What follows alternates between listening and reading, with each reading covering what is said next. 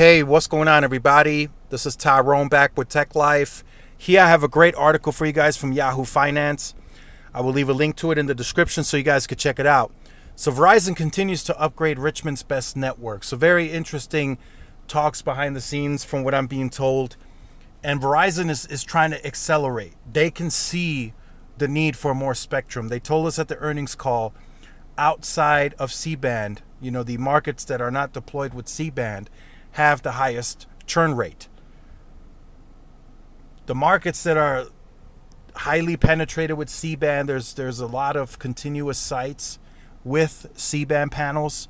Churn is lower in those markets, and those markets is where they're actually growing. So Verizon is trying to really accelerate now and get that C-band out as fast as they possibly can. But T-Mobile had that head start, and that head start helped them out a lot. I mean, a lot. Because even though Verizon right now may be at a faster pace, blistering pace, they will still need time to really match T-Mobile's footprint on the mid-band. Right? By the end of the year,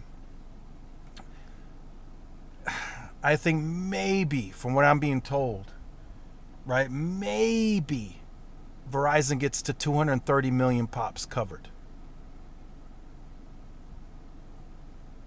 They will have to build all of 2024 just to get to 280. Takes about a full year to get to 250 million. Or 50 million pops. Takes about a full year. So within the next year, building all year with C-band, Verizon is still going to be about 20 million pops behind T-Mobile at the end of 2024. And that's just, again, you could say it's speculating because Verizon hasn't posted a public guidance that goes past 250.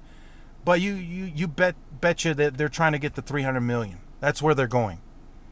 That's what I've been told. Again, they haven't put out anything publicly beyond 250. They said they would get to 250 million by the end of 2024. But they're already, closer to... they're already going to get probably to 230 million pops by the end of the year. So then another 50 million pops in 2024 would get them to 280.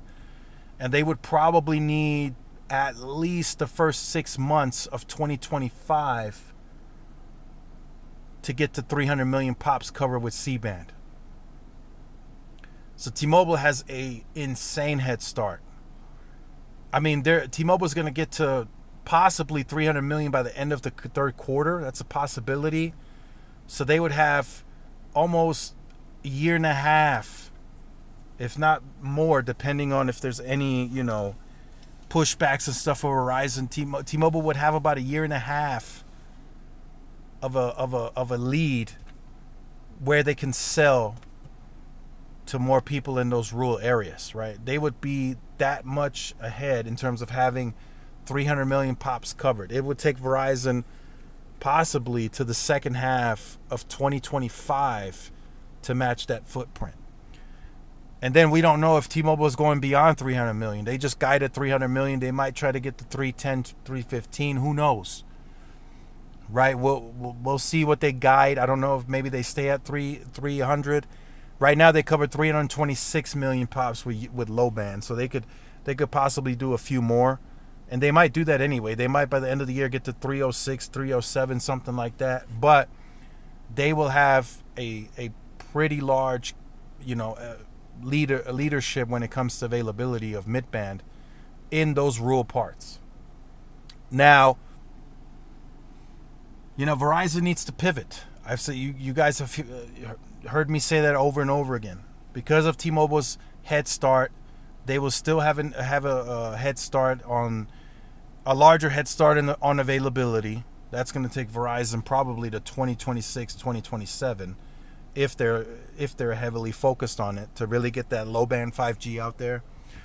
And the mid-band story, T-Mobile is going to have more mid-band in those smaller markets for longer, which gives them an opportunity to sell fixed wireless access before Verizon even gets there with C-band.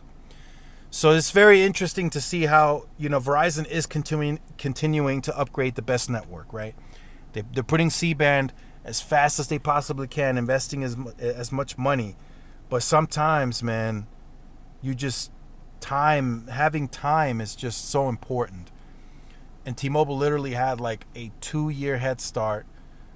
And if you consider the low band, I mean, they've had like 4 or 5 year head start. They started deploying that in 2018. Verizon during that time, Verizon didn't put up a single NR radio on any of their macros. So that's just kind of where it is right now. I see Verizon needing to pivot to compete, especially within the footprint that they have C-band now. They need to go and compete. They got the capacity, they got the millimeter wave. Now they just need to compete and grow.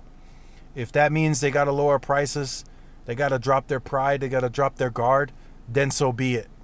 If that's what the market calls for, then they have to do a market correction. They continue taking the losses that they've been taking when they know they still need at least 2 years to match T-Mobile's footprint. And within that footprint, Verizon has coverage, but it's not C-band.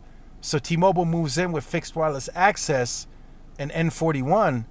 I mean, Verizon's going to get hit left and right. T-Mobile is going to continue increasing their port ratios in those markets because, one, people want choice for wireless, and now T-Mobile is bringing choice for home broadband, where Verizon wants to do the same, but it's going to take Verizon at least another year and a half to get to those parts, and by that time it might be too late, and they might be forced to compete even more aggressive to get those people back. So let me know what you think about that in the comment section down below. Look forward to reading your guys' comments. Make sure you guys stay tuned for more. Like, share, subscribe. See y'all in the next one. Peace.